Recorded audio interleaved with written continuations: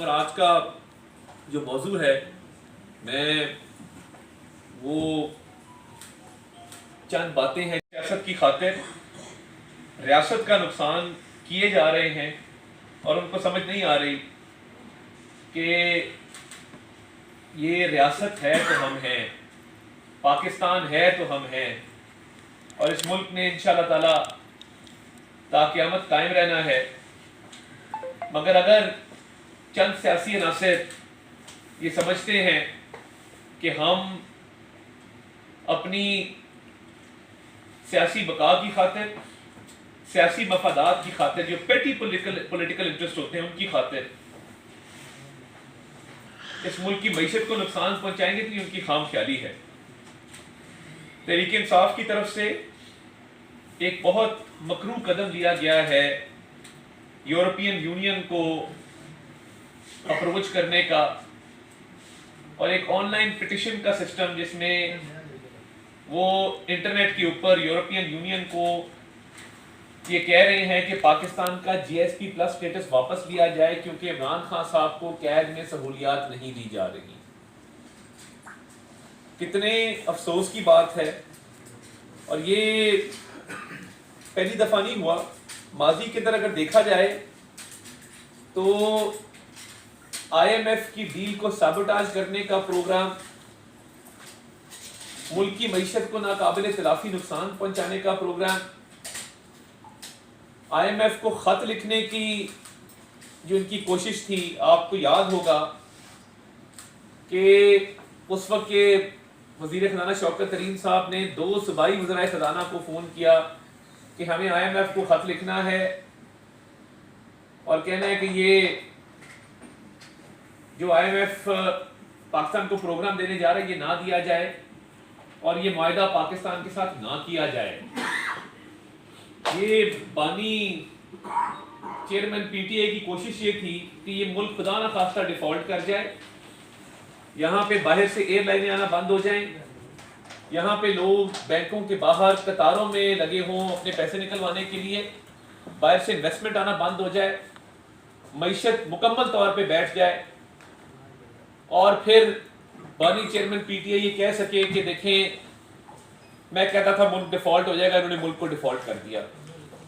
ये तो अल्लाह ताला का करम है कि शहबाज शरीफ साहब ने जाती दिलचस्पी लेके आईएमएफ के साथ मुज़ाकरात किए और आईएमएफ के मुआहदा तय किया तो मुल्क डिफॉल्ट से बच गया, वरना इन्होंने कोई कसर नहीं छोड़ी थी। आईएमएफ को खत इन्होंने तब भी लिखा, अब दोबारा इनके तर्जुमान रऊफ हसन साहब ने उस दिन कहा कि जी हमें जेल से ये हिदायत आई है कि आप आईएमएफ को खत लिखें कि वो पाकिस्तान के साथ प्रोग्राम को आगे ना बढ़ाए। और आपसे पूछ कौन रहा है और आप किस हैसियत में ये खत लिख रहे थे?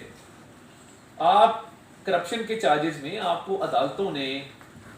सजा दी है जिसकी कैद की सजा आप काट रहे हैं। और देखिए रियासत पाकिस्तान और कौमी मफाद का तहफ़्फ़ुज़ ये हमारी अव्वलीन जिम्मेदारी है। मईशत को ठीक करने के लिए जो हिकमत अमली है, जो इक़दामात हैं वो लिए जा रहे हैं और वज़ीर आज़म साहब दिन में 3 से 4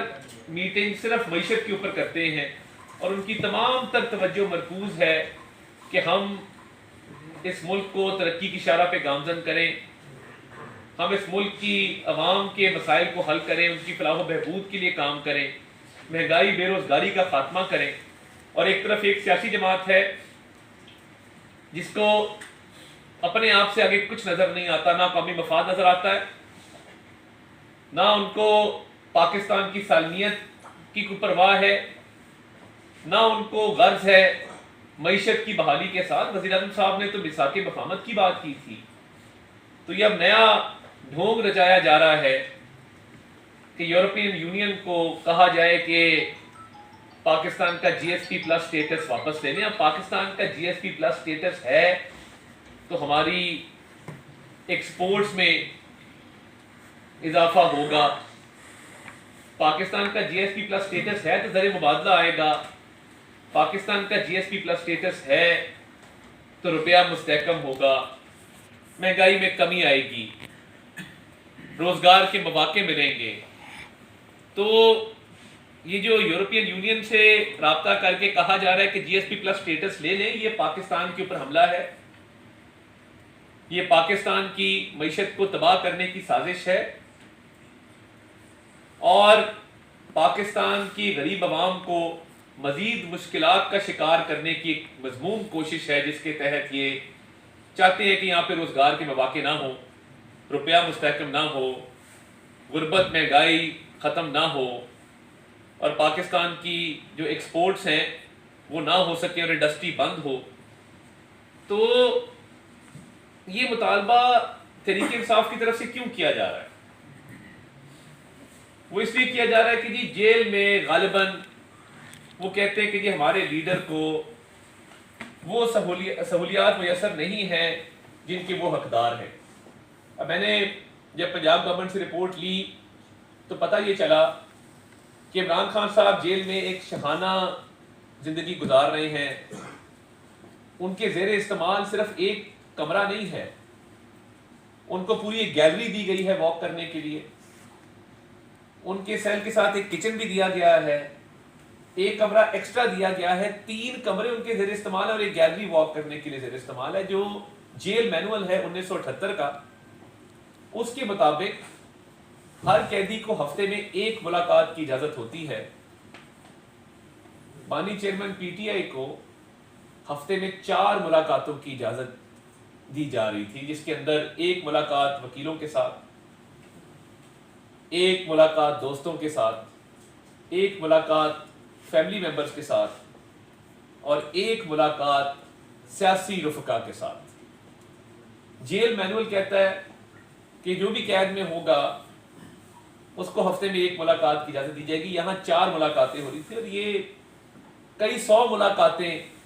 कर चुके हैं जब से ये कैद में हैं। इन्होंने पंजाब हुकूमत से, उस वक्त हमारी हुकूमत तो नहीं थी, डिमांड की कि मुझे एक्सरसाइज वाली साइकिल दी जाए, तो इनको एक्सरसाइज का इक्विपमेंट जेल में दिया गया, हर कैदी को मुयस्सर नहीं है। ये पूरा एक जो सेटअप है 3 कमरों का, किचन का, गैलरी वॉक करने के लिए, उसके अलावा एक्सरसाइज के लिए साइकिल जो दिया गया है,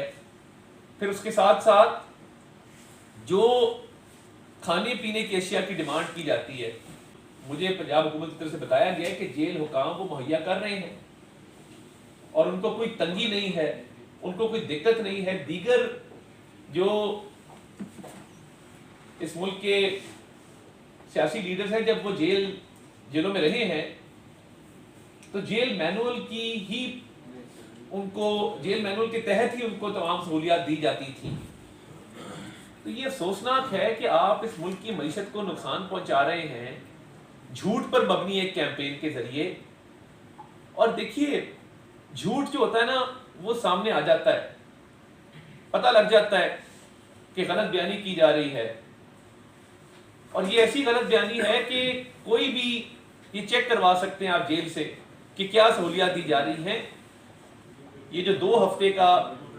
एक बैन मुलाकातों पे लगाया गया, ये सिर्फ एक जेल की हद तक नहीं है। कुछ रिपोर्ट्स मौसूल हुई थी तकरीबकारी के हवाले से, सिक्योरिटी खदशात के हवाले से, जिसके तहत अडयाला जेल, मियाँ वाली जेल, डेरा गाजी खान जेल, इन 3 जेलों का सिक्योरिटी ऑडिट किया जा रहा है। और ये सिर्फ अडयाला तक महदूद नहीं है, क्योंकि जब सिक्योरिटी खदशात का इजहार किया जाए तो ये भी लाजिम होता है कि उसमें ड्यू डिलिजेंस हो, आप एहतियाती तदाबीरों को अपनाएं। तो मेरे पास जो सूबाई हुकूमत की तरफ से रिपोर्ट आई है, मैं उसके तहत आपको वसूख से बता सकता हूँ कि ये 3 जेलों का ऑडिट हो रहा है, जिसमें डेरा गाजी खान है, मियाँ वाली है, अडयाला है।